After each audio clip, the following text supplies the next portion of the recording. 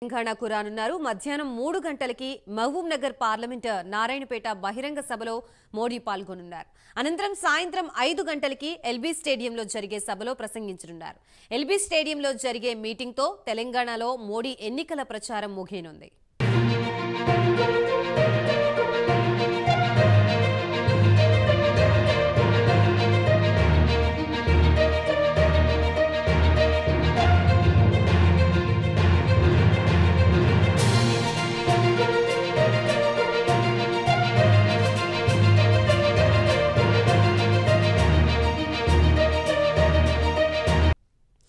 Parliament ఎన్నికల ప్రచారంలో భాగంగా నేడు ప్రధాని నరేంద్ర మోదీ తెలంగాణకు రానున్నారు. మధ్యాహ్నం 3 గంటలకి నారాయణపేట బహిరంగ సభలో మోడీ పాల్గొనున్నారు. అనంతరం సాయంత్రం 5 గంటలకి ఎల్బీ స్టేడియంలో జరిగే సభలో ప్రసంగించనున్నారు. ఎల్బీ స్టేడియంలో జరిగే మీటింగ్తో తెలంగాణలో మోడీ ఎన్నికల ప్రచారం ముగియనుంది. ఇదే అంశానికి సంబంధించి మనకి పూర్తి వివరాలు అందించడానికి మా ప్రతినిధి హరిశంకర్ సిద్ధంగా ఉన్నారు. హరిశంకర్,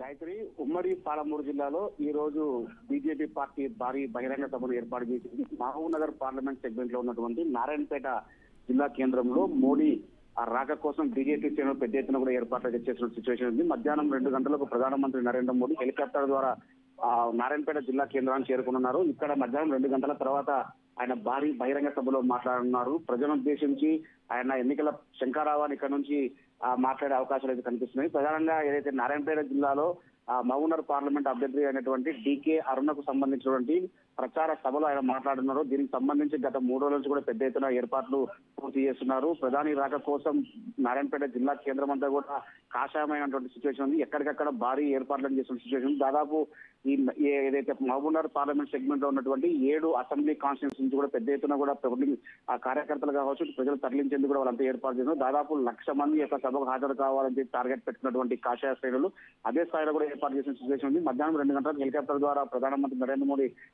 నారాయణపేట జిల్లా కేంద్రానికి చేరుకున్నారు. జిల్లా కేంద్రంలో ఉన్నటువంటి బస్టాండ్ సమీపంలో ఉన్నటువంటి మైదానంలో ఆయన సభను ఉద్దేశించి మాట్లాడబోతున్నారు. ఇప్పటికే ఏదైతే బీజేపీ పార్టీకి సంబంధించినటువంటి మేనిఫెస్టో పబ్లిక్ లోకి తీసుకెళ్లేందుకు ఆయన పెద్ద ఎత్తున కూడా మాట్లాడే అవకాశాలు ఉన్నాయి. ఇప్పటికైతే ఏదైతే కాంగ్రెస్ పార్టీ కూడా అదే స్థాయిలో ఈ రోజు మరో మక్తల్లో భారీ బహిరంగ సభ ఏర్పాటు చేసింది. ఈ నేపథ్యంలో పెద్ద ఎత్తున కూడా పోలీసులు బందోబస్తు ఏర్పాటు చేశారు.